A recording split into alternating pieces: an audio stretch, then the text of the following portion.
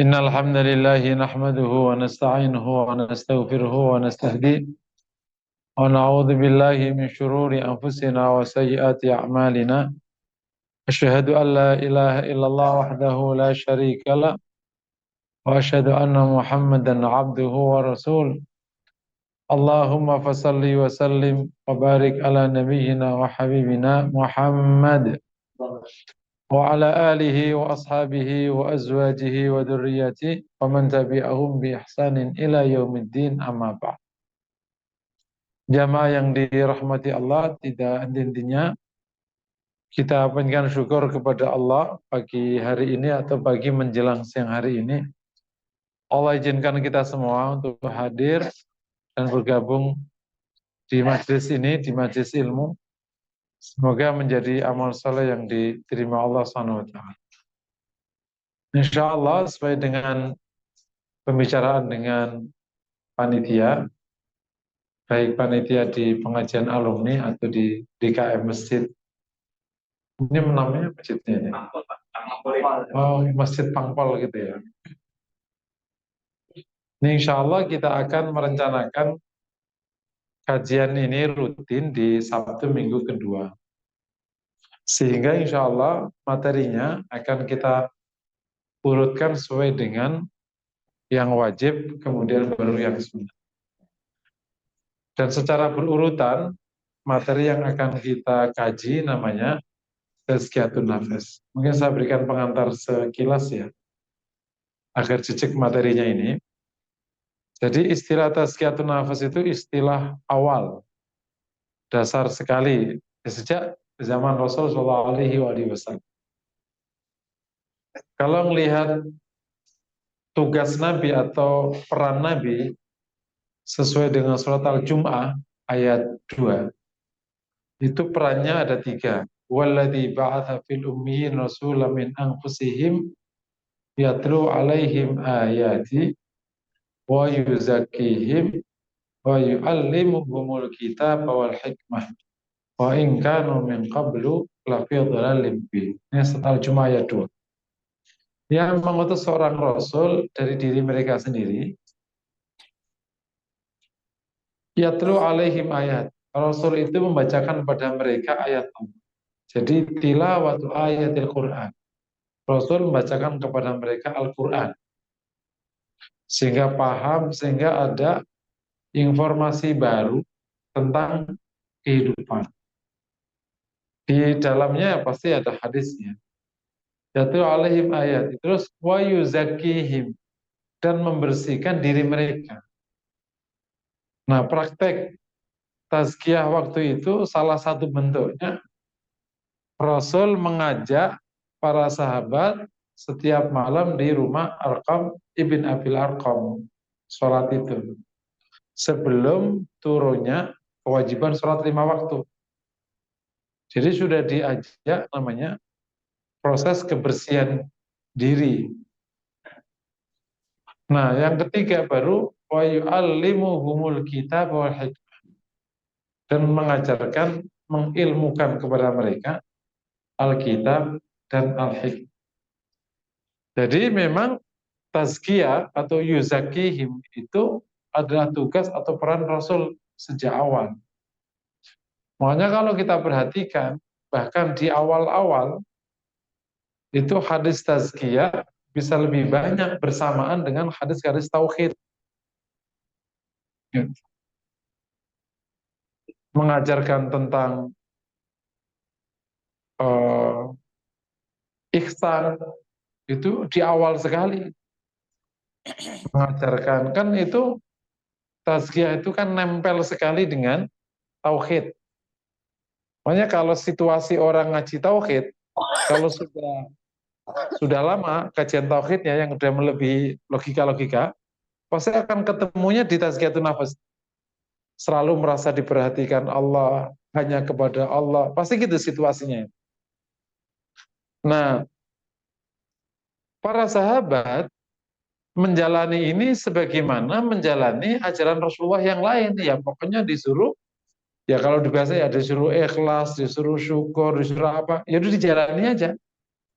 Kan Islam ini dulu ya pokoknya satu paket, pokoknya ada Quran sama ada sunnah Nabi, belum terspesialisasi jadi ilmu-ilmu kan belum.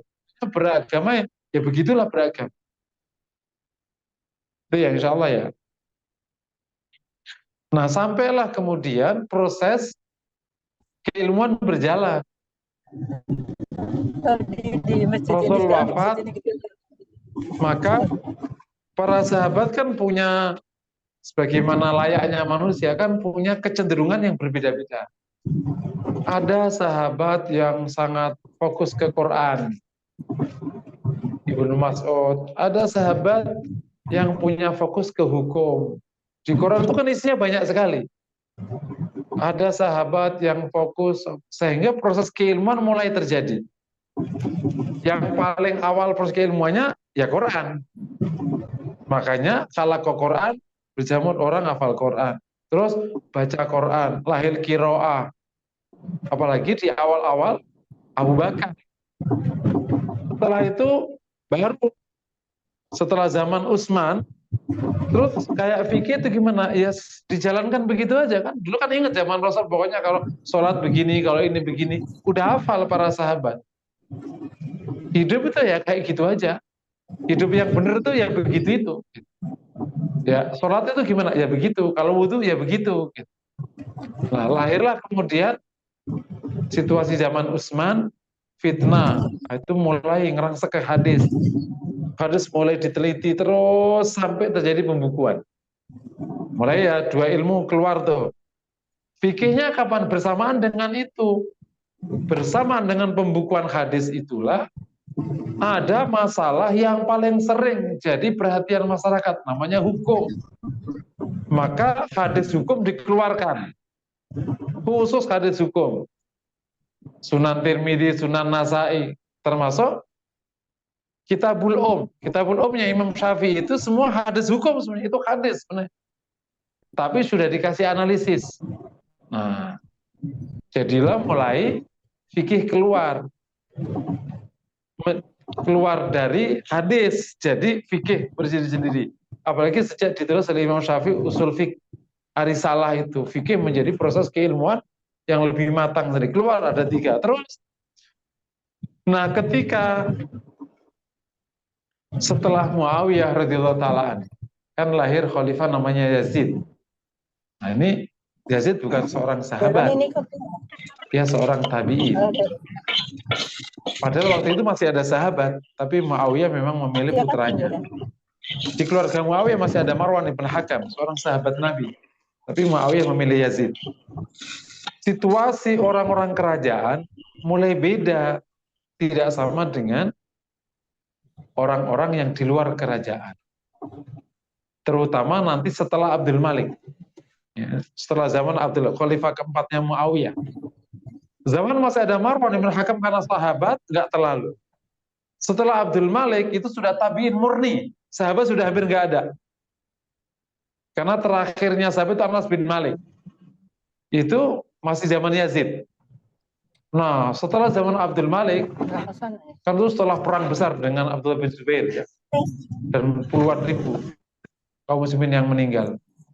Nah itu situasi kerajaan mulailah hidup sesuai dengan tradisi raja-raja. Yakni maknanya foya, sehingga lahir sebuah kisah yang menarik.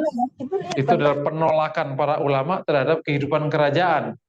Itu simbol penolakan, yakni Abdul Malik datang ke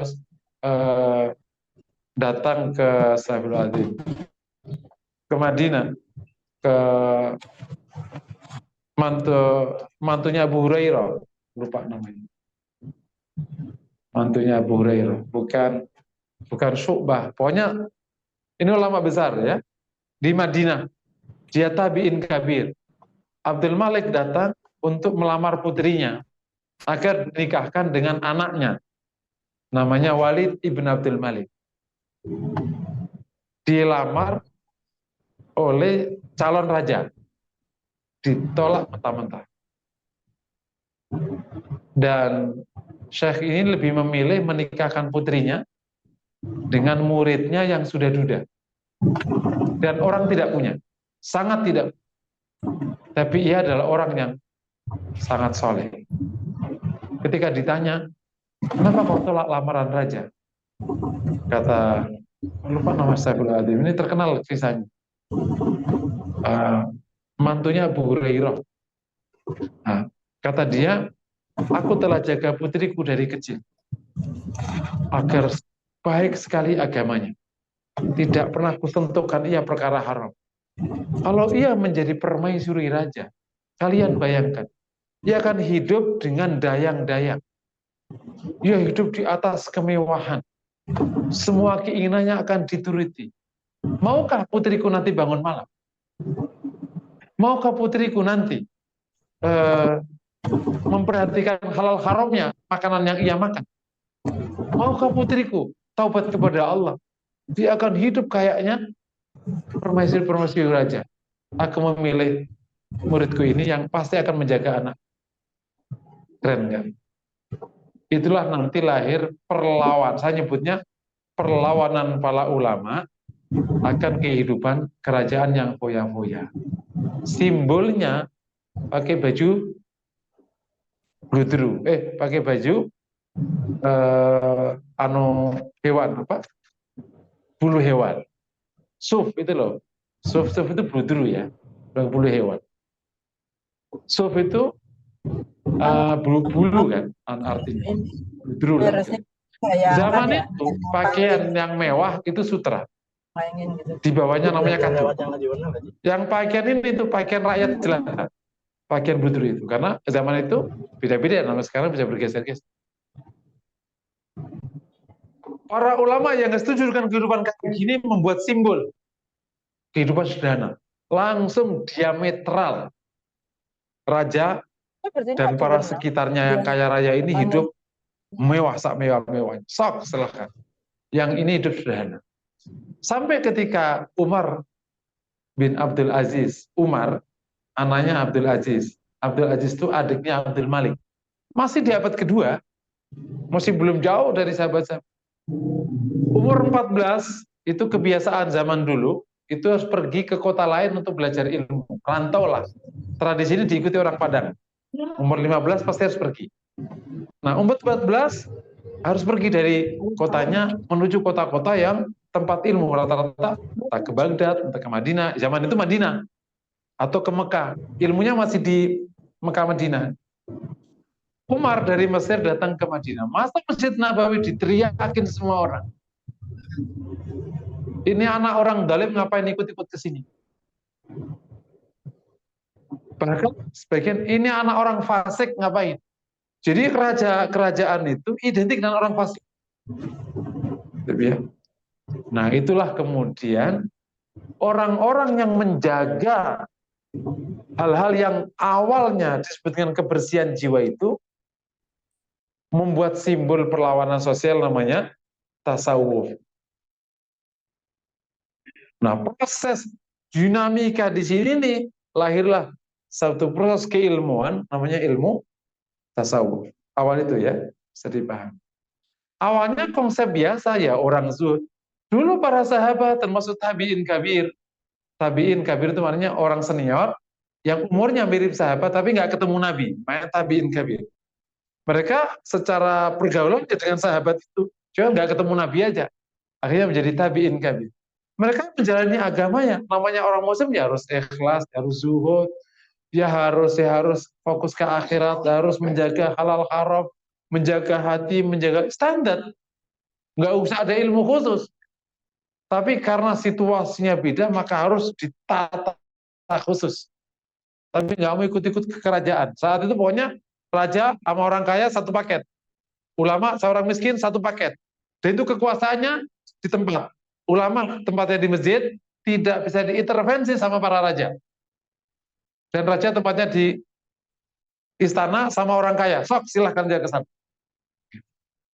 Yang taubat datang ke masjid. Kalau makanya ada ulama yang ngetok pintu raja, dalim. Dianggap fasik. Zaman itu perlawanan keras. Makanya para ulama nggak mau menemuin raja. Kenapa terjadi itu? Karena masing-masing punya perilaku yang tidak terkomunikasikan. Karena memang sudah kekuasaan dengan caranya, yuk Bapak Ibu pasti tidak akan pernah bisa menerima. Saat kekuasaan ditegakkan itu, peperangan akan sering terjadi di antara kaum muslimin. Nah, itu yang nggak bisa diterima kan?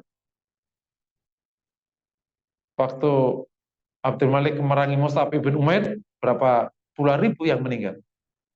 Ini semuanya nggak bisa diterima. Tapi sudah terjadi. Tapi kerajaan baik menegakkan agama, gitu ya. Tapi proses mendapatkannya dengan cara itu. Sampailah proses orang-orang yang menekuni ilmu ini, akhirnya disebut dengan mutasawwif, orang proses keilmuan mematang, semakin menggurita, pengikutnya banyaknya tak terkira, mewujudkan satu kehidupan yang sangat berbeda dengan dunia kerajaan, semakin mengekstrim. Yang ini mengekstrim, yang ini mengekstrim. Ini anti dunia, ini sangat dunia. Tidak pernah ketemu. Nah, sering tuh di zaman Syaikhul Qadir Jailani, masih di zaman Muawiyah kalau nggak salah. Sudah zaman Abbasiyah. Datang raja, kasih apel. Kemudian kata Qadir Jailani, itu Nana, ini raja, ini apel saja, buka aja. Dibuka, Nana. Karomanya dimunculkan di situ. Karena apelnya apel syubhat, bukan apel halal. Sehingga ada satu masa di mana ilmu ini akhirnya melahirkan satu generasi yang anti dunia, hidup nelangsa, sebagiannya bahkan menyakiti diri sendiri, sebagiannya karena akhirnya keluarganya nggak keurus, dan seterusnya yang kemudian salah satu sebabnya salah satu fenomenanya di akhir Baghdad, orang-orang ini ketika lahir serangan Tartar, begitu serangan Tartar, bukan mengangkat senjata melawan, tapi masuk ke masjid, baca Sunan, baca Sahih Bukhari, berharap nanti Allah kasih pertolongan. Satu proses sikap yang sudah sangat mengekstrim. Nah, tiba masanya kemudian proses keilmuan ini dianggap ada beberapa yang perlu diteliti ulang. Nah, di masa kebangkitan Islam tahun 1900, maka ilmu ini mulai diteliti ulang. Oh, ada beberapa yang dhaif, ada beberapa yang tidak cocok sama sunnah Nabi. Makanya lahir satu penamaan baru gitu. Yang dulu memang digunakan oleh awal-awal, namanya tazkiyatun nafs. Itu kira-kira saya ingin menyampaikan ke ini aja doang, panjang saja. Kenapa nggak menggunakan istilah tasawuf? Karena proses penelitiannya memang sudah dianggap cukup rampung sehingga dikembalikan aja ke nama awal supaya tidak bercampur hal-hal yang memang tidak kuat dasarnya. Gitu. Makanya ada lahir yang mutabar yang baru mutabar. Karena beberapa hal, bayangin saat itu bisa ada satu sikap orang saking ekstrimnya memahami ilmu, kan makanya nggak boleh berlebihan. Orang tidak bekerja dan karena untuk memenuhi kebutuhannya dia nyari sampah untuk dimakan atas nama mencintai akhirat dan anti dunia. Nah, itu semua tidak bisa diterima oleh para ulama. Bukan begini berislam itu. Nah, makanya lah sejak tahun 1900 itu nama tazkiyatun nafas lebih dipopulerkan. Meskipun di beberapa kampus masih menggunakan konsep ilmu tasawuf, tapi kritik terhadap ini sudah mulai kencang. Hamka sendiri menggunakan istilah tasawuf modern.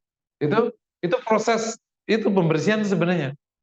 Gitu. Tapi supaya aman semua, kita menggunakan nama ilmu awalnya, namanya ilmu tazkiyatun nafas. Sedangkan kata tazkiyatun nafas itu telah kita temukan di salah satu kitab di abad keempat, punya Al-Muhasibi. Ini agak kurang pas nih. Al-Muhasibi dianggap abad keempat, padahal ia ketemu Imam Ahmad. Dan Imam Ahmad itu abad kedua, atau minimal masuk ke abad ketiga. Padahal Al-Muhasibi itu ketemu Imam Ahmad. Nggak tahu yang benar yang mana. Intinya, ini termasuk buku awal, bukunya namanya Tazkiyatun Nafs.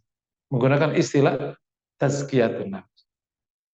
Sehingga misalnya buku yang cukup populer akhirnya cukup mempengaruhi keilmuan ini untuk bukunya Said Hawa, Tazkiyatun Nafs. Ia ngambil dari buku Ihya Ulumuddin, ringkas dengan segala catatan di buku Ihya Ulumuddin. Harus diakui, referensi utama dalam ilmu Tazkiyatun Nafs itu setelah Quran dan Sunnah pasti ya. Kalau Quran itu global. Nah, kalau di Sunnah secara umum, tapi ada satu kitab dalam hadis yang khusus bahas Tazkiyatun Nafs, namanya Kitabur Raqaiq atau Kitabur Riqaq. Yakni kitab yang terkait untuk melembutkan hati. Memang khusus dulu para ulama menjadiin satu bab ini, namanya Kitabur Riqaq atau Kitab Ar-Raqaiq. Dan ada kitab-kitab hadis yang memang meskipun tidak dinamai Kitabur Riqaq, tapi bicara tentang konten Kitabur Riqaq. Misalnya Kitab Zuhud, Kitab Bab Zuhud.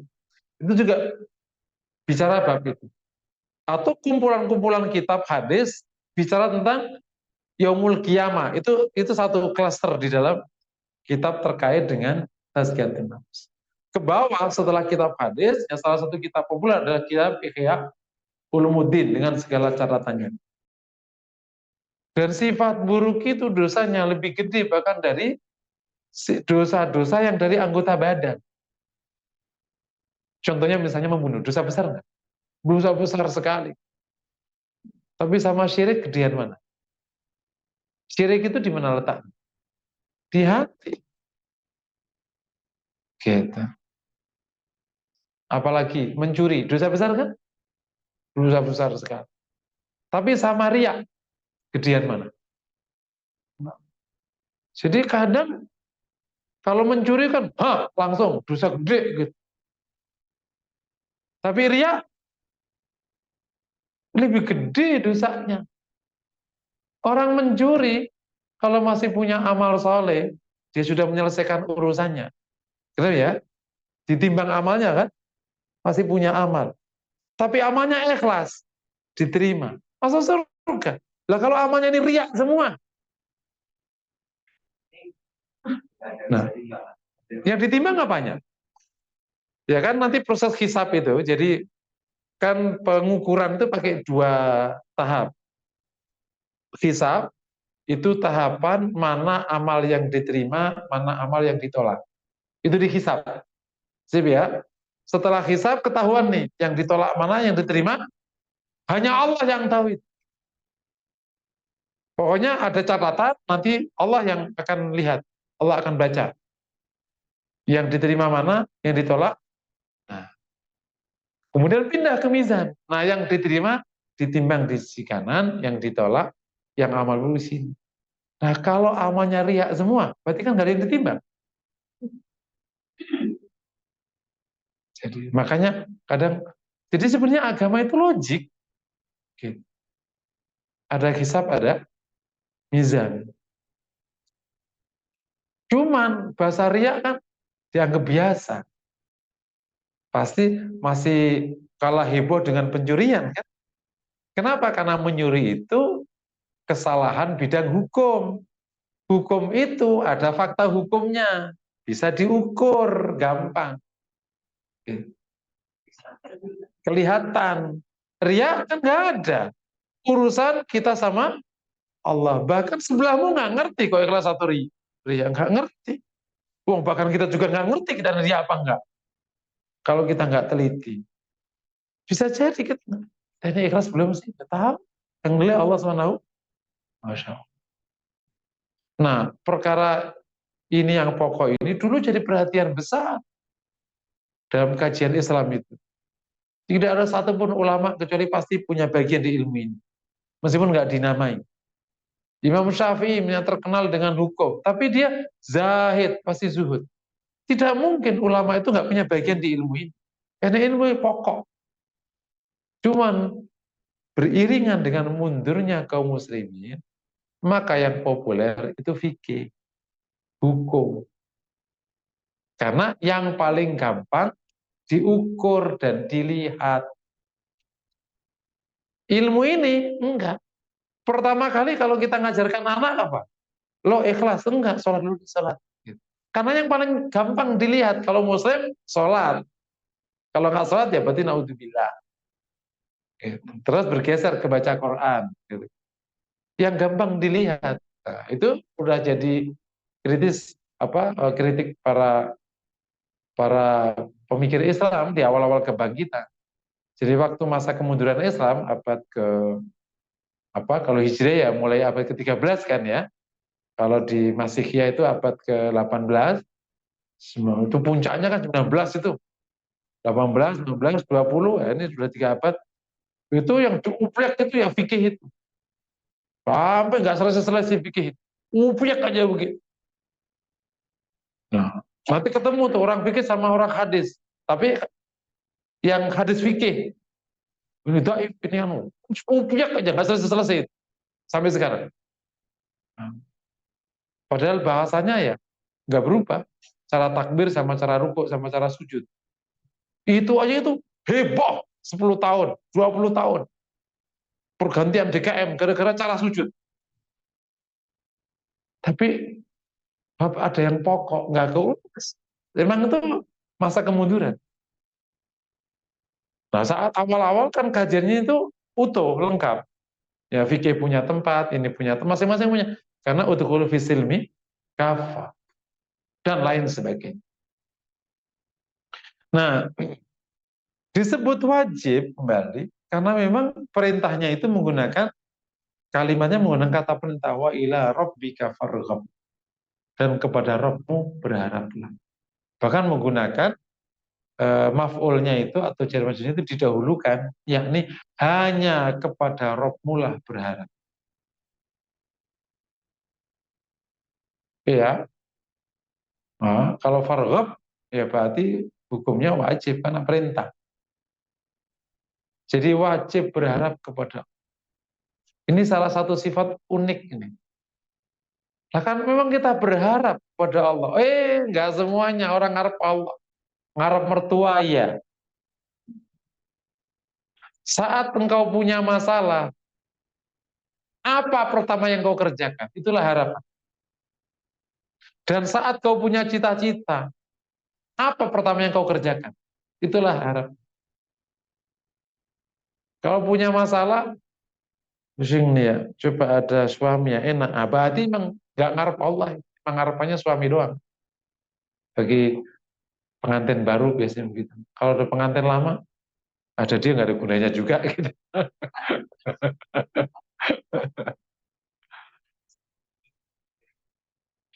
Gitu ya. Jadi ada perintah. Allah juga menyebut sifat-sifat orang mukmin sebagai yarjuna rahmatah wa yakhafuna adzab. Mereka berharap kepada rahmat Allah dan takut akan azabnya. Ini dasar tentang sifat berharap. Rasulullah alaihi wasallam memberikan contoh sifat-sifat harapan di banyak kesempatan. Salah satunya itu doa Nabi di tahun keempat kenabian yang terkenal yang juga sering saya baca. Allahumma inni ashku adhafa quwwati wa qillati hilati wa hawani 'alan nas ila ba'idin yatajahimuni am ila qaribin malaktahu amri illam yakun bika alayya ghadab fala ubali walakin rahmatuka awsa'u minni wa afiyatuka khairun minni. Ya Allah, aku melapor kepadamu tentang lemahnya diriku, lemahnya diriku, hinanya diriku, sedikitnya strategi. Kepada orang jauh atau orang dekat kau serahkan aku kepadanya, aku sudah tidak peduli selama engkau tidak murka padaku. Tetapi rahmatmu ini, rahmatmu lebih luas daripada aku. Dan afiahmu, keselamatan darimu lebih baik daripada aku. Tahun keempat kenabian itu termasuk mulai awal yang berat bagi Nabi. Karena Nabi sudah setahun menjalani dakwah jahriyah. Kan 3 tahun Syria itu agak lumayan, gak terlalu. Begitu jahriyah, naik ke sofa langsunglah ke fisik sudah. Di tahun keempat sampai tahun ke-10, 6 tahun itu. Setiap hari ada sahabat yang disakiti. Nah, termasuk yang akhirnya menjadi sebab masuknya Ja'far ke Islam itu karena seorang sahabat Nabi yang lemah disakiti sama Abu Jahal. Itu bagi Ja'far itu nggak pantas orang kuat nyakiti orang lemah, meskipun berbeda agama, nggak levelnya gitu. Lo kalau mau nyakiti saya, gitu. Ditamparlah Abu Jahal oleh Ja'far dan apa? Abu Jahal nggak berani. Jadi paman-paman Nabi ini jago-jagoan. Ada Ja'far yang jagoan itu, terus ada Hamzah itu yang jago petarung lah. Terus ada pedagang besar namanya Abbas. Itu lobbyis itu. Kalau Ja'far sama Hamzah jago. Nah, akhirnya Ja'far itu masuk Islam gara-gara itu. Justru membela orang lemah. Karena pantang kan, orang kuat nyakiti yang lemah. Nggak pantas kayak gitu. Nggak pantas. Gitu. Kalau mau tarung, tarung sama saya. Gitu. Jangan tarung sama orang lemah. Tapi Rasulullah SAW menyebutkan warahmatuka awsa'u min. Rahmatmu lebih luas daripada. Jadi Rasul dari awal itu menancapkan harapan kepada Allah. Itu full. Makanya ada kalimat yang terkenal, meskipun riwayatnya ini dhaif, tapi secara umum didukung oleh banyak riwayat, dianggap akhirnya bisa naik, ya, bisa dianggap. Itu yang terkenal. Law wada'u syamsa fi yamini wal qamara fi yasari ma taraktu hadzal amr hatta yudirallahu amra au amutuduna. Saatnya mereka meletakkan matahari di tangan kananku dan bulan di tangan kiriku, sekali-kali saya tidak akan tinggalkan dakwah ini sampai Allah menangkan agamanya atau aku mati karenanya. Jadi Rasul itu yakin, sak yakin-yakin. Harapannya full kepada Allah. Allah akan memenangkan. Suatu ketika Rasul pulang dari masjid, terus kemudian beberapa anak muda menaruh debu di kepala Nabi. Iseng banget tuh si orang Quraisy. Nabi lewat, ngambil debu taruh kepalanya. Kalau dulu kisahkan kotoran, itu sudah itu. Kepalanya ditaruh. Pulang, ini penuh debu. Zainab, kan anak pertama, ngelihat Rasulullah, nangis dia. Ya abada, limada fa'alu bika hakadha. Hai ayahku, kenapa mereka melakukanmu seperti ini? Zainab. Apa kata Nabi? Anak Rasulullah wa innahu lanasir.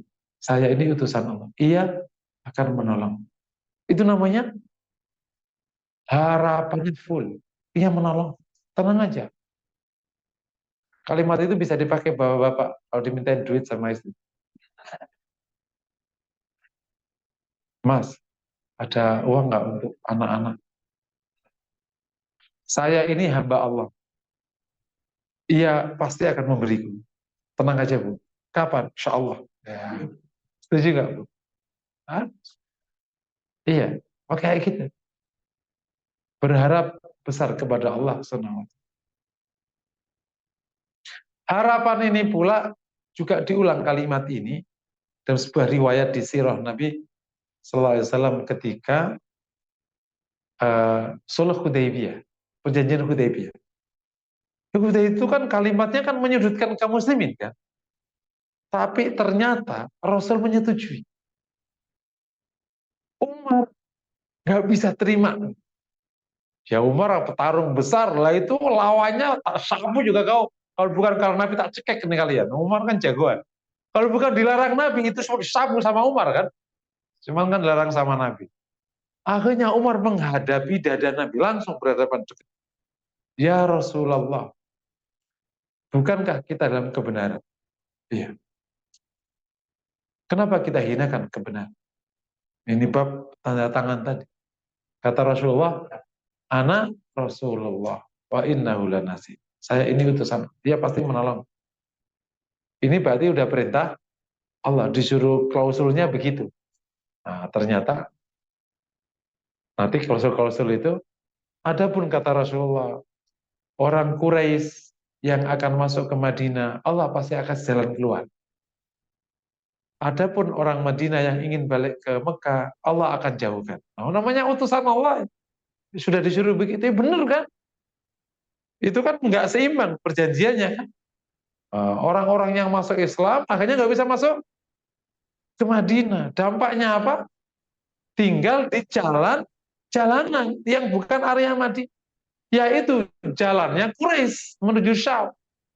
Akhirnya perdagangannya terganggu berbulan-bulan.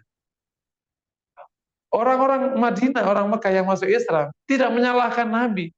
Ini gara-gara Quraisy ini yang bikin akadnya nggak fair. Rasul mah taat aja sama akad. Maka diganggulah urusan. Akhirnya mereka menyerah. Sulh Hudaybiyah itu akhirnya. Dan beberapa kisah nanti sebab. Iya, itu contoh bagaimana harapan membumbung tinggi kepada Allah SWT. Dunia dan semestanya, termasuk kita di sini, itu ada hanya satu bagian dari makhluk Allah yang besarnya tak terkira.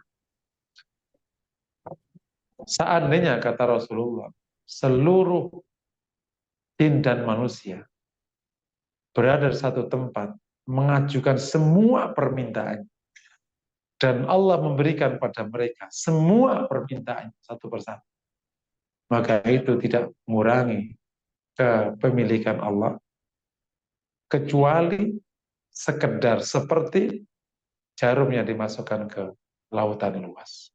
Yang diangkat, itu diberikan oleh Allah kepada saya. Jadi kalau hanya ngurus cita-citamu, hanya menyelesaikan masalahmu, itu nggak ada apa-apa di sisi Allah. Jangan pernah menganggap atau sampai punya perasaan Allah tidak mengurus hambanya. Itulah namanya harapan. Allah itu Maha Rahman, Maha Rahim. Allah pasti akan menyayangi hambanya. Bahkan ia Al-Wadud, Maha mencintai, menyenangi ciptaan. Allah itu menyenangi ciptaan. Makanya saya itu paling terganggu kalau ada orang jelekin ciptaan Allah. Ada orang, lo jelek, lah, lo jelek enak aja lo. Ini yang nyiptain Allah Subhanahu wa Ta'ala. Sangat terganggu. Karena Allah itu Al-Wadud. Wud apa sih Al-Wadud? Allah itu menyintai, menyukai ciptaan. Makanya di dakwah itu tidak boleh melebihi batas itu. Dakwah itu membuat mereka berbuat baik. Tapi nggak membenci ciptaannya. Karena Allah mencintai ciptaan. Itu Al-Wadud. Jadi kalau hanya ingin memberimu semua permintaanmu, nggak ada apa-apa. Menyelesaikan kasusmu, nggak ada apa-apa. Allah Maha Kuasa. Allah Maha Memberi. Allah Maha Dekat. Maka berharaplah kepada-Nya. Terkadang manusia justru mendolimi diri mereka sendiri, menyengsarakan diri mereka sendiri. Saat dia punya masalah, bukan berharap kepada yang menyelesaikan masalah, tapi berharap yang tampak tidak punya masalah, padahal masalahnya lebih banyak. Siapa dia? Suamimu. Adanya betul lah. Coba sini bantu saya. Masalahnya lebih banyak daripada masalahmu.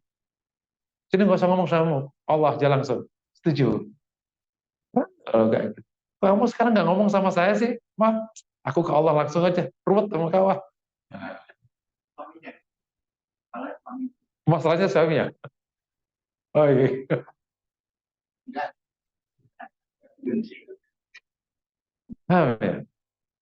Nah, harapan ini memang tampak mudah, tapi itu tidak pernah terjadi begitu saja tanpa beberapa hal. Ini pertanyaan kecilnya itu, kenapa ada orang nggak berharap kepada Tuhannya? Padahal Tuhannya Maha Kuasa, Tuhannya Maha menyayangi, Tuhannya Maha memberi, Tuhannya.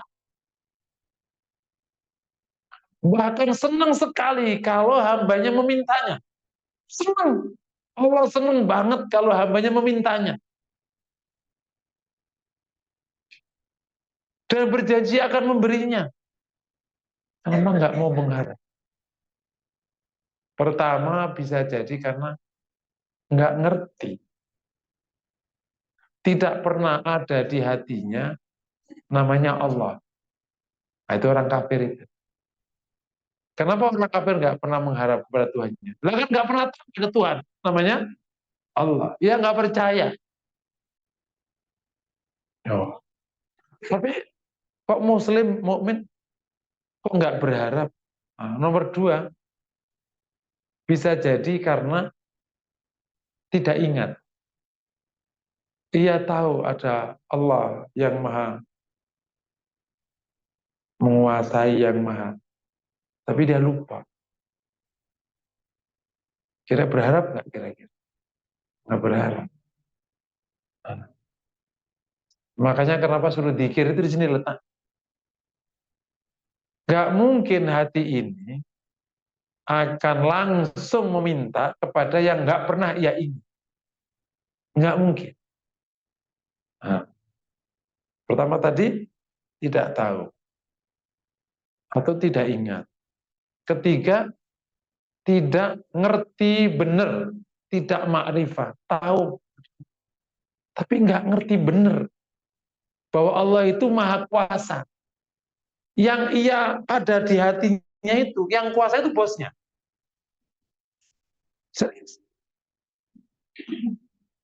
Kita memang mengatakan Allahu Al-Malik, Al-Qahhar, Al-Jabbar. Terus, tapi di hati ini enggak. Hati ini isinya enggak. Aku doa juga enggak pernah dikabulin. Jadi enggak makrifah tamah kepada Allah. Kalau kau tahu Allah, enggak mungkin berpaling darinya. Kenapa berpaling darinya?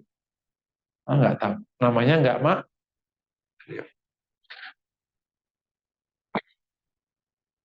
Nomor 4. Bisa jadi karena tidak dekat. Karena engkau hanya berharap kepada yang dekat. Yang jauh enggak. Teori harapan biasa. Engkau hanya berharap kepada yang dekat. Yang jauh enggak. Kau enggak mungkin kepada berharap ke yang jauh. Yang dekat. Makanya kenapa Rasul itu hanya kepada Allah harapannya. Ya karena dekat banget kan. Tahu banget. Ingat selalu. Ya hanya kepada, meskipun sahabatnya sebesar kayak gitu, nggak pernah masuk di pikirannya bahwa ia yang menjadi tumpuan kemenangan. Tumpuan kemenangannya, wa innahu lanasiri. Ia akan menolong. Siapa? Allah Subhanahu wa ta'ala. Rasul berikan contoh yang luar biasa. Dan orang yang punya harapan tinggi dan kuat itu adalah Rasulullah SAW. Sampai tadi, sampai Allah menangkan agamanya. Kalau bukan harapannya setinggi itu, mungkin Rasul sudah berhenti di tahun kedua. Saking ruwetnya urusan dakwah. Mungkin Rasul sudah berhenti di tahun kelima. Saking beratnya kehidupan waktu itu. Mungkin berhenti di tahun ke-10 karena sudah sahabat sudah tidak ada yang bisa dimakan. Khadijah meninggal, keadaan kurus. Bahkan kotoran para sahabat sudah hijau karena makanannya makanan rumput, pasti sudah kayak kambing. Tapi nggak menyerah. Kenapa? Rahmat Allah lebih luas daripada mulailah kebuka. Tahun ke-12 ada 10 orang yang beriman. Kebuka. Tahun ke-13 sudah hijrah terus. Dan ternyata kalau Allah berarti sesuatu yang mustahil di mata orang terjadi. Bagaimana mungkin 300 orang itu mengalahkan 1000 orang? Di perang pertama, mereka panglima-panglima perang besar. 70 pimpinan Quraisy keluar semua. Jadi perang Badar itu perang yang tidak menyisakan satupun tokoh Quraisy. Semua tokoh keluar karena ingin melumat Rasulullah SAW. Sementara Rasulullah hanya beberapa tokoh Quraisy, tapi Allah kasih kemenangan. Amma ramaita idh ramaita walakin Allah. Bukan engkau yang melempar, tapi Allah yang melempar. Nah, itu kan Rasul ngambil debu dan harus melempar. Syahatil wujuh. Semoga bisa menampar ya, wajah-wajah itu. Akhirnya mereka kelilipan semua. Dan salah satu kisah yang menarik, Abbas itu kan terkapar. Abbas saat itu belum Islam ya. Dan Rasul menyuruh nanti kalau ketemu Abbas jangan dibunuh. Jadi ada sahabat yang agak usil gitu. Oh, karena pamannya ya. Jadi munafik ya. Makanya jangan nyolot ke Nabi. Hati-hati ya. Jangan pernah nyolot ke Nabi. Kalau kamu nggak suka sunnahnya, pokoknya udah taubat aja. Kenapa nih selera gua nggak cocok sama selera Nabi? Bukan yang Nabi yang keliru. Itu pernyataan Nabi, itu wahyu. Nanti kalau ketemu Abbas jangan dibunuh. Nah, nyolot ada seorang. Jadi munafik. Naudzubillah. Ya, Abbas terkapar, diikat oleh sahabat. Begitu pas penyisiran, Abbas terkapar. Ditanya, ya Ami, siapa yang menjatuhkan? Kata saya Rasulullah. Kata Abbas, bukan ya Rasulullah. Tadi ada yang menghantamku dari atas. Ini buktinya. Biru sekali pipi Abbas. Ya, ini malaikat kan turun, 1000 malaikat kan pagi hari. Jadi ditamparin semua orang, jatuh semua, sahabat tinggal ngiketin aja satu-satu. Ada yang langsung dibunuhin. Jadi Allah 13 tahun bukan waktu yang jauh kalau berhadapan dengan rahmatnya Allah. 40 tahun bagi Nabi Yusuf bukan waktu yang lama kalau berhadapan dengan rahmat, karena rahmat Allah seketika menghapus semua luka. Makanya kisah para Nabi ini memang kisah inspiratif. Kalau lagi punya masalah setahun, 2 tahun, ingatlah Rasulullah. 14 tahun, 13 tahun. Kalau punya masa 20 tahun, ingatlah Nabi Yusuf. Berapa? 40 tahun. Jadi ada jamaah aku, saat saya habis taubat itu, bisnisku habis. Habis. Berapa lama Bu taubatnya baru? 3 bulan. Ibu pernah dengar nggak kisah Nabi Yusuf? Mulai masuk sumur sampai jadi raja, berapa tahun? Nggak usah, itu 40 tahun. Jadi ibu baru 3 bulan, masih lama. Tentu setiap hamba punya waktunya masing-masing. Dan setiap hamba boleh dan wajib mohon kepada Allah agar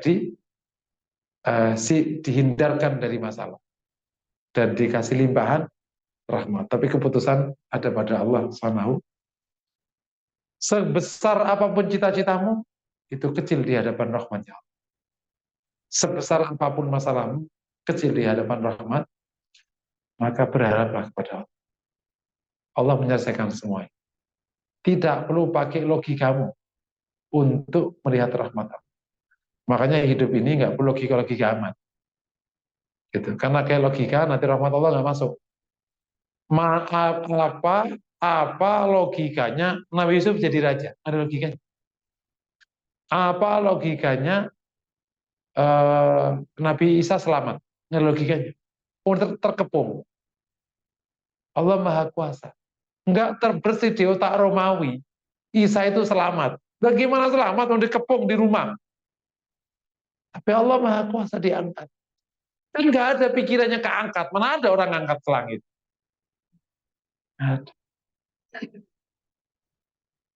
Tidak ada logikanya. Orang sembuh kanker hanya berdoa. Pernah dengar kan? Kalau Allah kasih sembuh, Jangan berhenti berharap. Saatnya seluruh dokter mengatakan kamu mati besok, katakan tidak. Karena yang menentukan umur orang, nggak ada jalan yang bersifat medis, ada jalan yang bersifat langit. Berdoa kepada Allah. Ada salah satu mu'alaf kan, berdoanya begini, ya Allah, seluruh dokter mengatakan tidak ada sembuh bagiku. Dan aku sudah menjadi muslim. Jika engkau tidak sembuhkan aku, maka bukan tentang aku. Tapi engkau tidak dipercayai saudara-saudara. Tunjukkan kekuasaan. Sembuh seketika. Itu malah Perancis dari kanker. Engkau maha kuasa untuk menyembuhkan kanker. Jadi Masya Allah. Jadi jangan pernah berhenti kepada Allah karena Allah maha kuasa. Kalau untuk Rasulullah ada namanya mukjizat, untuk para kekasih Allah, para wali namanya karomat atau karomah, untuk hamba-hamba biasa namanya ma'unah, pertolongan Allah SWT. Semuanya itu jenis pertolongan Allah semua, sama. Cuman dinamain aja, sesuai dengan kelas-kelasnya. Setiap hamba Allah boleh minta tolong kepada Allah sesuai dengan yang ia butuhkan. Oke ya? Jadi tadi penjelasannya, berharap kepada Allah adalah selalu melihat rahmat Allah dalam semua hal. Selalu melihat rahmat Allah dalam semua hal. Nah, baik dalam urusan akhiratmu atau urusan duniamu. Sama, juga berharap kepada Allah. Baik urusan dunia yang bersifat mencapai sesuatu atau menghindari sesuatu. Itu semuanya selalu dilihat menggunakan kacamata rahmatnya Allah. Untuk urusan akhirat, wah nggak pantas aku mau masuk surga, aku masih berharaplah kepada Allah. Nggak boleh. Orang yang memang belum taat, kemudian pesimis. Aku mau udah preman, udah cap preman, udah pusing. Nak, kamu aja nak, jadi yang baik ya, nanti kamu, kalau papa mati, lo doain, papa udah telanjur. Nggak ada kata telanjur. Berharaplah kepada, aku ini dosa, dari ujung rambut sampai ujung kaki, semuanya dosa. Nggak mungkin Allah maaf. Allah maha pengampun. Lau ataitani bikurabil ardi khotoya. Nih, hadis qudsi. Tsumma ataitani wastaghfartani la ataituka fi qurabiha maghfir. Seandainya kau datang kepadaku dengan seisi bumi isi dosa. Jadi dosamu cuma ujung kaki sampai ujung rambut sama kaki doang kan? Ini ada dosa seisi bumi isi dosa. Dan kau datang kepadaku dan minta ampun kepadaku, aku datang kepadamu kata Allah dengan seisi bumi isi ampun. Makanya Ibnu Athaillah di kitab Al-Hikam mengatakan, saatnya ada orang saking merasa dosanya berhenti minta ampun kepada Allah, dia lebih dosa daripada dosanya yang awal. Karena sama saja menuduh Allah tidak maha pengampun. Minta ampun kepada Allah. Ini untuk urusan akhirat. Aku mah amalku dikit. Paling surganya mah di emperan. Gak ada, surga itu di kamar-kamar, ada di emperan. Apa kata Nabi? Idza sa'altumullaha fas'alul firdaus. Kalau kau minta kepada Allah, mintalah firdaus. Fa innaha a'lal jannati wa awsatuha wa awsatuha. Wa awsatuha. Dia adalah tengahnya surga dan surga yang paling tinggi dan yang paling tengah. Siapa kita umat Nabi? Bahkan nggak ketemu Nabi, nggak salaman sama Nabi, nggak ikut berjihad bersama Nabi. Tapi Nabi mengatakan, dan itu juga untuk kita.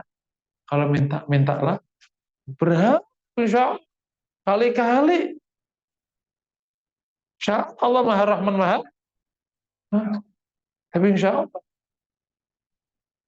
Gitu. Bisa jadi ada amal kecil yang menurut kita nggak berarti. Nanti pas hisab, berarti. Nggak sedikit loh. Dan bisa jadi amal besar yang kita sebutkan malah nggak ada berarti kalau di akhir. Pokoknya berharap semoga dapat Firdaus. Ayo semangat, jangan berhenti semangat. Insya Allah, meskipun kita ini sudah aki-aki, aduh Ustaz, sudah aki-aki nggak kuat. Insya Allah, gitu. Ustaz boro-boro kita baca Quran aja masih anu nih, kayak cerita ekonomi. Insya Allah, pokoknya semangat, berharap kepada Allah. Kalau Allah kasih rahmat seketika.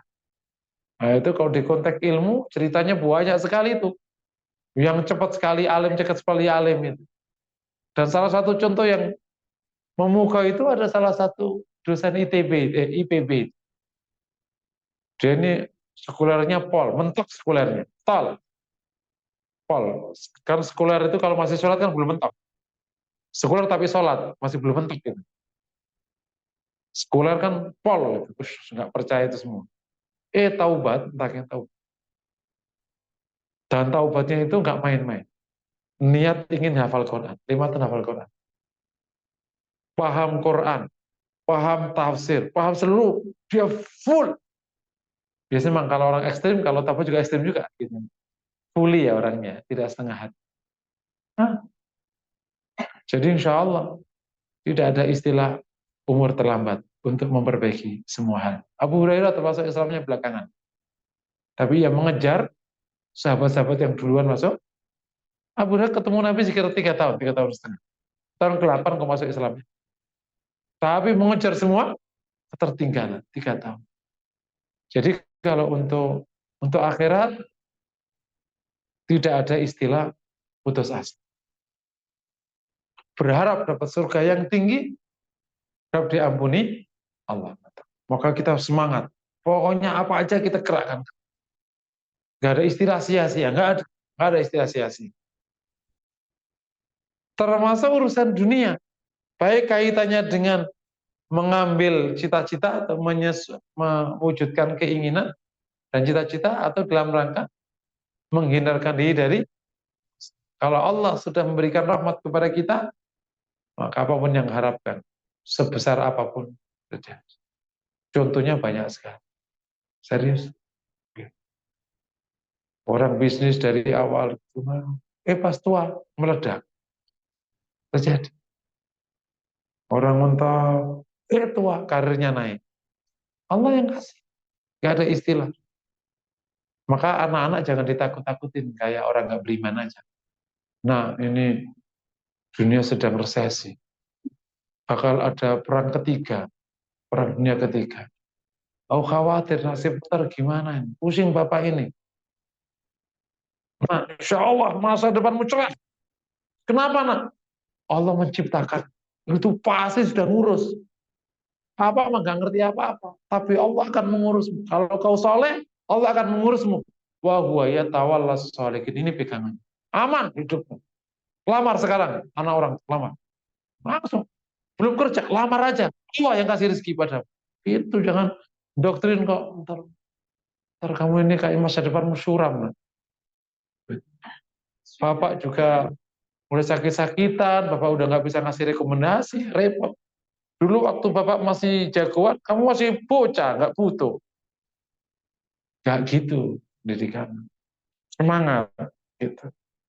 Demikian kalau ada anak masalah, punya masalah, ya Allah Pak, ini pusing. Insya Allah, Allah Maha Pengasih, Maha Penyayang. Jadi anaknya selalu berharap kepada Allah Subhanahu wa Ta'ala. Insya Allah kalau itu kita tanamkan, anaknya jadi hidup penuh optimis. Itu ya, insya Allah.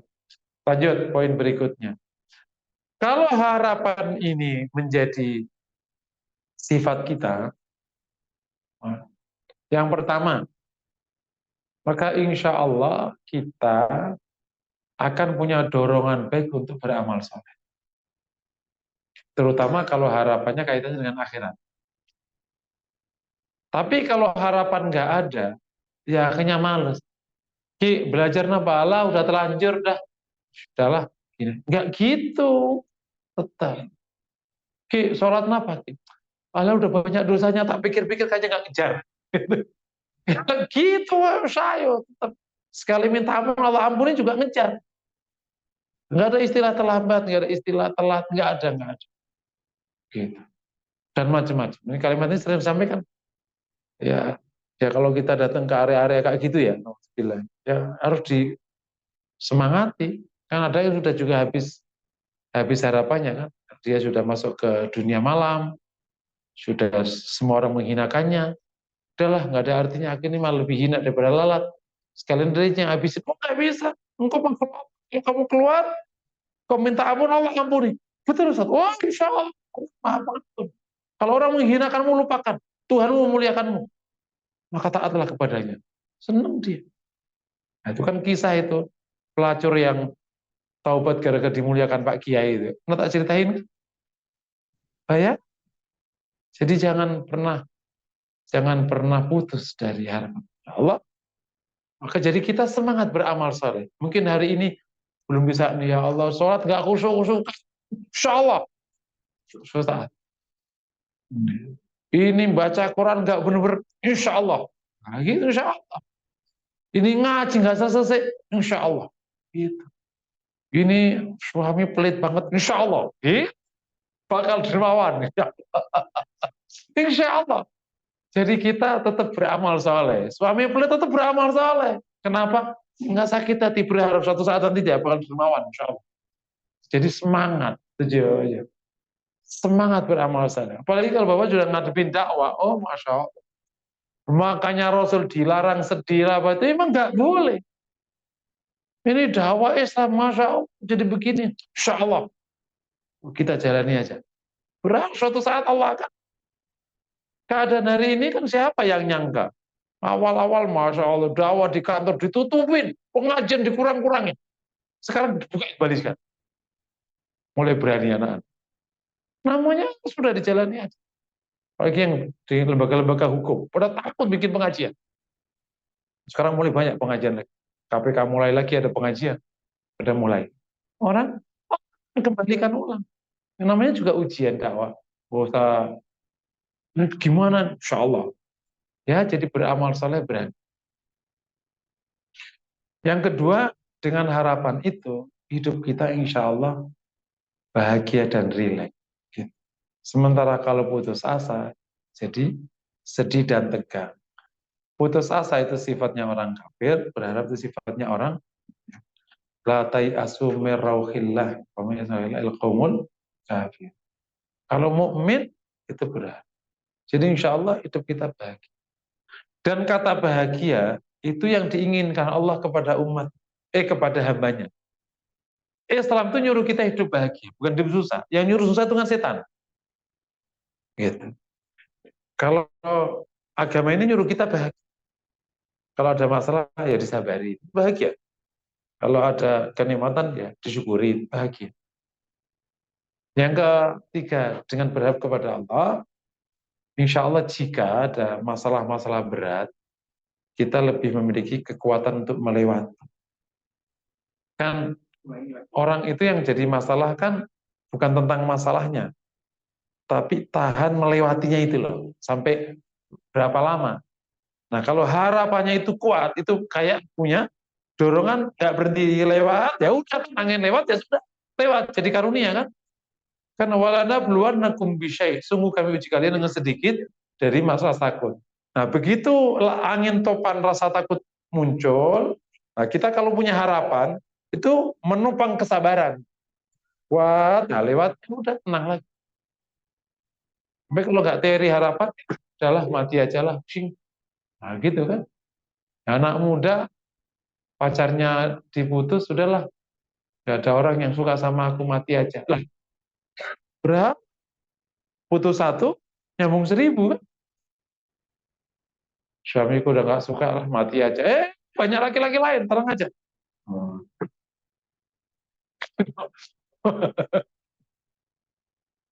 Berharap kepada Allah. Nah, melewati masa sulit itu yang dicontohkan oleh para Nabi, Rasul melewati masa sulit berapa lama? Pernah nggak lihat Nabi itu garuk-garuk kepala, pusingnya? Jadi nanti berharap itu menjadi penopang kesabaran. Karena ada solusi di depan. Kenapa yakin? Karena Allah Maha Rahman, Maha Rahim. Makanya kisah-kisah Nabi itu, Nabi Ibrahim berapa? Yang menarik, kisah yang menarik itu Nabi Ayub, Nabi Yakub. Itu kan gede banget kan sama anaknya. Tapi begitu sudah Yusuf ketemu, hilang nggak rasa sakit? Udah dimintakan ampun semua anaknya. Ya Allah, nih kalau kita digecek kira-kira gitu ya. Lah anak bisa begitu, naudzubillah kan. Tapi Nabi Ayub itu, Nabi Yakub itu berharap Yusuf ketemu. Nabi Yakub itu nggak ragu, Yusuf ketemu. Tapi caranya bab yang lain. Pokoknya makanya innama asku ilallah. Innama asku bati wa husni ilallah. Hanya kepada Allah. Makanya begitu datang baju baru kan. Oh. Jadi Nabi Yakub itu tidak berhenti berharap dan yakin bahwa Allah akan menolong anaknya. Nah, salah satu bentuk keyakinannya karena dia nabi kan, ini kan bakal jadi nabi. Ini berarti kisah perjalanan para nabi yang ujungnya nanti apa? Oke ya, itu berapa hal. Nah, karena ini waktu, gimana? Levelnya ada 3 level diharap. Yang pertama berharap kepada Allah, udah bagus tuh level pertama. Yang kedua besar sekali harapannya kepada Allah. Yang lain mengecil. Yang terakhir, yang tadi ayatnya hanya kepada Allah. Yang lain udah enggak. Jadi di hati ini sudah enggak ada yang apa-apa ke Allah aja. Mas, kamu kok nggak pernah ngomong ke aku? Aku nganggap kamu lagi, udah. Udah gitu ya, Mas. Jadi apa? Berharap dulu, latihan berharap. Yang lain kadang masih masuk. Nah, karena ini bab tidak masuk di dalam tauhid, sehingga insya Allah tidak sampai ke syirik. Gitu. Berharap ke yang lain. Itu ke arah kualitas hati. Tapi kalau nanti berdoa ke yang lain, masuk ke unsur pidana, dosa besar ya, namanya syirik. Nah, berharap ini kan nggak bisa diukur. Nah, kalau ada tindakan nyatanya berdoa, baru jadi. Itu memang masa ilmu hati itu kan hanya Allah. Lihat ada tindakan nyatanya nggak? Kayak mirip orang mencintai istri orang. Kan belum ada tindakannya bisa diapa-apain. Kamu suka ya Mas sama istri dia? Mana buktinya? Begitu dia datang, nah terbukti. Ya kayak gitu kira-kira. Awalnya nih berharap kepada Allah tapi masih ke yang lain. Ini risiko nih loh. Terbukti berdoa, berarti berharap kepada dia dan terbukti syirik. Dosa besar. Maka hati-hati. Berharap dulu, terus dibesarin. Besar sekali harapannya kepada Allah. Sampai nanti bersih. Hanya kepada Allah berharap. Itu wa ila rabbika, udah. Apa aja hanya kepada. Nah di level ketiga ini, bukan karena dia maksain diri, memang hatinya udah nggak tertarik ngarep yang lain. Udah. Gitu. Karena berhakikatnya yang menolong itu Allah. Kalau kau ngomong ke yang lain itu hanya sebab aja, bukan dia yang menolong. Lu terasa kalau di masalah-masalah yang besar itu. Udah kepada Allah aja. Nah pertanyaannya, mungkin gimana nih langkah-langkah yang gampang ya agar hati ini isi hanya kepada Allah berharap. Atau besar sekali harapannya kepada.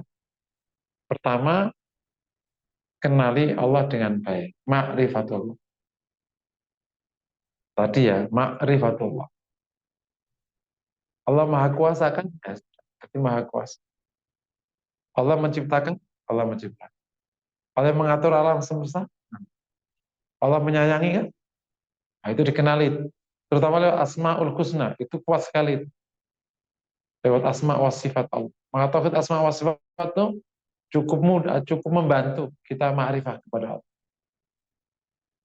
Nah, ma'rifatullah jalannya banyak ya, yang sudah biasa disebutkan di materi-materi itu. Melalui tafakur, tadabbur, asmaul husna, melalui zikir, itu bagian dari ma'rifatullah. Ya, setelah ma'rifah, mohon kalau pas ma'rifah kembali ke tema ma'rifah ya. Kalau nggak salah pernah saya bahas di sini kan, Ma'rifatullah. Kalau tidak di YouTube kan ada itu Ma'rifatullah sudah ada. Karena ini satu bab besar supaya ma'rifat. Karena nggak mungkin berharap kalau nggak ma'rifat kepada Allah. Yang kedua, takarub kepada Allah. Karena kita nggak berharap kalau nggak dekat. Kalau nggak dekat tuh nggak keluar harap. Nggak keluar aja harap. Hanya yang dekat. Nah, makanya perlu takarub kepada Allah supaya dekat. Ketiga, banyak berzikir. Supaya ingat terus. Kalau nggak ingat, ya otomatis ke yang lain tuh. Kan pertama kali kalau kita nelpon kan yang ingat dulu pertama. Kalau kita mau minta tolong, pertama kali yang kita ingat. Nah, kalau ingatnya kepada Allah, kepada Allah dulu. Mungkin 3 langkah itu. Ma'rifatullah diperbaiki, takarub dan zikir. Nah, semakin banyak zikirnya, berarti semakin kuat dan ingat selalu, ya berarti peluang berharapnya besar. Apalagi juga takarub. Nah, ekspresi berharap ada beberapa. Bisa berupa doa, itu ekspresi berharap. Bisa namanya harapan yang ada di hati, tanpa doa. Namanya harapan, adalah Allah aja. Bisa aja bentuknya gitu. Bisa berupa ibadah, udah sujud lah, baru kemudian di dalamnya ada berharap. Itu ekspresi berharap. Tapi yang kita fokusi yang ada di hati itu.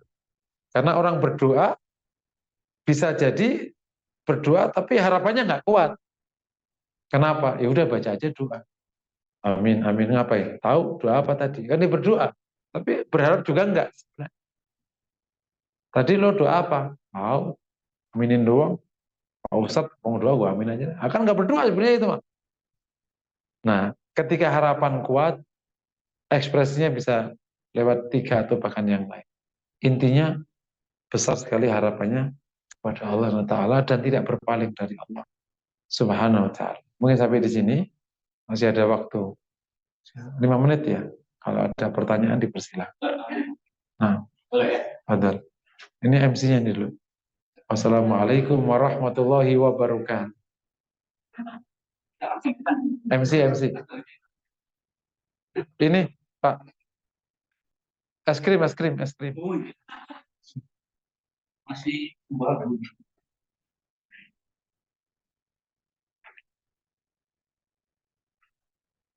Terima kasih Pak. Tadi kan untuk mendekatkan kepada Allah 3 ya, Makrifatullah, takarub dan zikir. Zikir. Untuk menumbuhkan harapan. Saya itu nggak lihat ada usaha di sini ya. Jadi kalau kita hanya mengharapkan tidak ada usaha, jangan-jangan itu nggak kuat harapan kepada Allah. Mestinya ada usaha membuktikan bahwa ini akan bisa terjadi dengan izin Allah. Ya gitu aja, Ustaz. Terima kasih. Iya, yang kita bahas itu bab harapannya, bukan bab usahanya. Jadi 2 bab berbeda, itu 2 kewajiban berbeda, sama-sama wajib.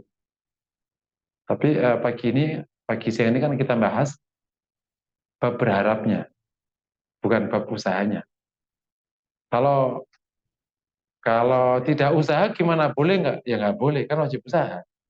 Cuman kan babnya bab lain, nggak dibahas sama beda bab istilahnya. Itu kan mirip, kok sekarang kamu nggak bawa kue? Lah kan sekarang fokusnya pakai beli baju. Nanti kalau selesai baju baru kita ke toko kue. Kalau bab usaha sama berharap itu kaitannya bukan hanya bab berharap, kaitannya usaha itu kaitannya nanti dengan qadha qadar itu pertama kali.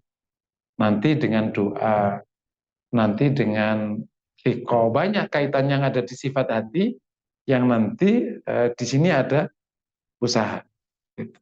Dan usaha itu ada 2 bentuk kan, ada usaha yang bersifat samawi kayak ibadah-ibadah, ada sifat ardi kayak usaha-usaha. Tapi secara umum usaha itu satu bab yang Allah perintahkan kepada manusia, dan berharap juga satu bab, dan ada bab-bab yang lain. Nah, waktu kita menjalankan, ya banyak bab jadi satu. Kayak sholat itu kan banyak bab jadi satu. Wallahu a'lam. Silakan. Ini pokoknya yang ngatur Pak MC. Silakan. Padahal. Siapa dulu? Padahal. Ini tadi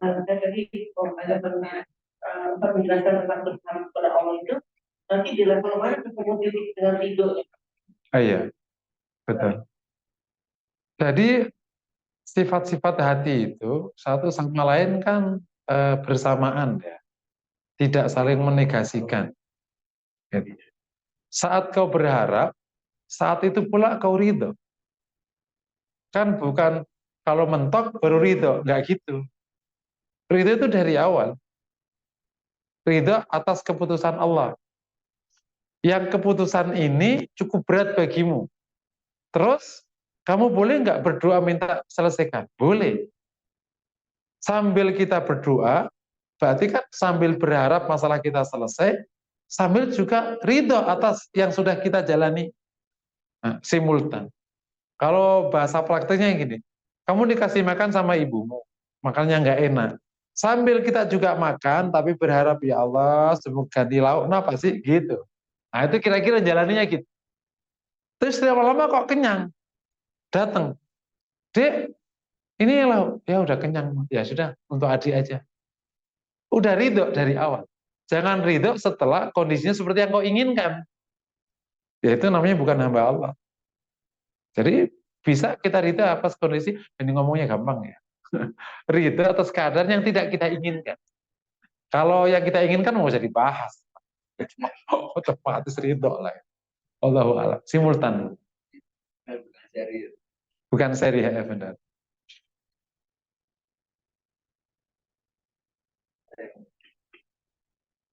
Nah, Tadi ya, selama ini kan kita belajar gitu ya, untuk masuk surga itu berbuat baik dan ibadah ya. betul. Selalu di situ kan banyak berbuat baik apa ya? Di otak kita kan sholat, puasa, zakat, haji atau apalah gitu yang Iya. masing-masing dengan variannya wajib bilang sunahnya sunnah. Jadi kita banyak sholat di dalam tambah puasanya itu bisa. Iya, iya. Terus ada lagi amal itu diterima kalau sesuai dengan sholat. Nomor satu ikhlas, yang kedua kekebalan. Itu kan sudah pakem lah orang tahu. Terus pertanyaannya menjadi begini kan. Tadi ada berharap, ada sabar, syukur dan segala macam. Itu kan komponen yang wajib ada di setiap amalan, ya, karena tidak simultan segala macam itu. Di setiap tindakan kita gitu. Tapi nggak pernah tersentuh ya. Jadi barang aneh gitu loh, Ustaz. Betul. Sebutkan juga hati-hati loh nanti waktu di sana. Jangan-jangan apa namanya banyak gangguan ini jangan bisa Pak. Pertama itu udah semua Allah kan gitu. Itu kan iya. Ya. Betul, betul. Betul. Jadi kalau bab ini sudah disadari para ulama sejak awal kebangkitan Islam itu, dan kita bersyukur ya, lahirnya disebut dengan al-Islami, kebangkitan Islam itu karena memang banyak sekali memperhatikan hal-hal yang agak ketinggalan di masa kemunduran itu. Sehingga kenapa kaum muslimin ketika beramal, kata amal soleh itu identik amal jawareh namanya, amal anggota badan. Amal hati nggak perhatikan. Iya, karena ilmu ini termasuk yang dulu nggak dapat perhatian utama. Gitu. Begitu masa kemunduran, yang fokus perhatian itu fikih.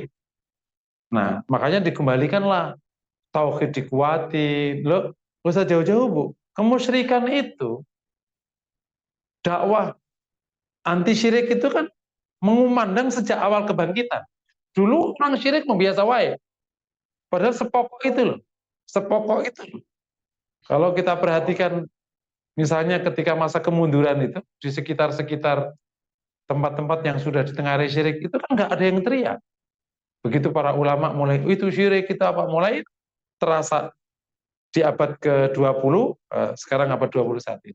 Jadi memang itu memang tema-tema yang dulu zaman awal sampai abad ke-13 sudah menjadi tema yang diterima sejak kaum muslimin.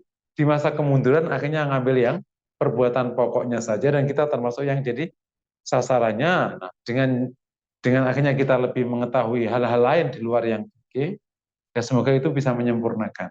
Gitu. Jadi tetap harus semua ilmu harus masuk. Quran, hadis itu kan utuh. Nah, kemudian terdistribusi setelah klasifikasi menjadi ilmu-ilmu itu. Nah, jadi kalau misalnya tadi ada amal soleh, ya sekarang ya bukan hanya sholat, zakat, puasa, haji. Ya ada amal soleh namanya ikhlas, amal soleh namanya syukur, amal soleh namanya sabar, namanya ini amal soleh namanya suratul istiwa dekat sekali. Amal soleh namanya banyak sekali. Al-unsu billah, damai dengan Allah, itu semua amal soleh. Yang amal hati. Nanti ada amal yang lain. Juga ada amal soleh namanya pikiran. Ya. Pikiran satu paket sama hati. Tafakur, itu kan amal soleh. Tapi kan seakan-akan nggak jadi amal soleh. Coba Bapak meneliti satu objek. Disebut amal soleh nggak kira-kira? Orang-orang lain nyebut. Lo meneliti aja itu mah di lab. Gitu. Padahal itu kan sebuah amal soleh. Tafakur fi makhluqatillah itu. Tapi kan nggak masuk di amal soleh. Dan itu memang justifikasinya, Bu. Kalau kita di dunia penelitian, karena perkara yang bisa diukur, yang tampak, ya hanya itu. Maka itu yang keambil. Kami di penelitian sendiri, Bu, ketika menyebut orang itu soleh, itu cuma 4 indikasi yang kita buat. Ini dunia penelitian, penelitian sosial. Apakah orang itu baik apa buruk? 4 indikasinya. Pertama, dia sholat. Kedua, dia puasa. Dan puasa itu Ramadan aja yang dihitung. Yang ketiga, suka datang ke pengajian ini. Terakhir, suka baca Quran. Kalau dia 4, kita nyebutnya dia orang baik. Ini kami di lembaga penelitian itu hanya karena nggak bisa meneliti kamu ikhlas kan nggak bisa diteliti. Kamu syukur sama Allah nggak bisa diteliti. Gitu. Jadi amal jawareh pun juga 4 yang kami teliti. Selebihnya ya udah urusan masing-masing dengan Allah. Jadi memang ini dunia fakta, dunia teori atau dunia pengetahuan yang harusnya ada faktanya. Nah, padahal Islam bukan hanya itu, ada hal yang nggak bisa disentuh. Pakai dunia teori. Wallahu a'lam bishawab. Sampai di sini ya. Kita akhiri dengan kafaratul majlis. Subhanakallahumma wa bihamdika asyhadu an la ilaha illa anta astaghfiruka wa atubu ilaik. Assalamualaikum warahmatullahi wabarakatuh.